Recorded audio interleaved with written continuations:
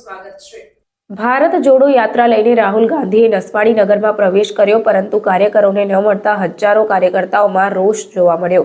Congress party પ્રેરિત ભારત જોડો ન્યાય યાત્રા લઈ છોટાઉદેપુર જિલ્લામાં પ્રવેશી હતી, ત્યારે નસવાડી નગરમાં મોટી સંખ્યામાં રાહુલ ગાંધીના ચાહકો તેમજ કાર્યકરો વહેલી સવારથી ભારત જોડો યાત્રાની રાહ જોઈ ઊભા હતા, પરંતુ નસવાડી નગરમાં પ્રવેશ કરતા જ રાહુલ ગાંધી જે વાહનમાં સવાર હતા તે સડસડાટ દોડાવી મૂકી હતી। કાર્યકરો તેમજ રાહુલના ચાહકો ફૂલમાળા લઈને ઊભા રહ્યા હતા, ત્યારે રાહુલ ગાંધીએ કોઈને પણ મળ્યા વિના જતા રહ્યા, ત્યારે ચાહકો અને કાર્યકરોમાં રોષ વ્યાપી ગયો હતો।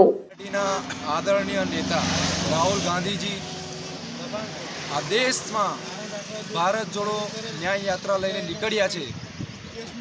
આ ન્યાય યાત્રા પંચમહાલ જિલ્લામાંથી આજરોજ છોટાઉદેપુર જિલ્લામાં પ્રવેશ કરી અને નસવાડી ખાતે આવી પહોંચી હતી।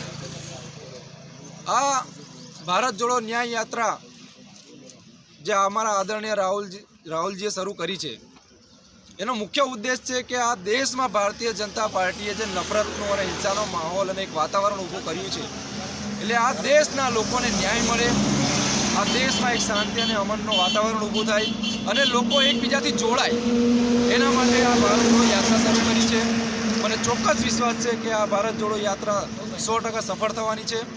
આજ રોજ નસવાડી ખાતે ભારત જોડો યાત્રા આવી હજારોની સંખ્યામાં અમારા કાર્યકરો અને આદિવાસી વિસ્તારના લોકોએ આદરણીય રાહુલ ગાંધીજીનું સ્વાગત કર્યું છે અને આ ભારત જોડો યાત્રાથી લોકોમાં ઘણી એવી ખુશી જોવા મળી છે। એટલે હું ચોક્કસ એવું વિશ્વાસ રાખું છું કે અગાઉના દિવસોમાં જે લોકસભાની ચૂંટણી થવાની છે એમાં પણ કોંગ્રેસને વધુ મજબૂતાઈની વિજય નોફિલ મેમણ, એડવોકેટ, છોટાઉદેપુર જિલ્લા યુથ કોંગ્રેસ મહામંત્રી।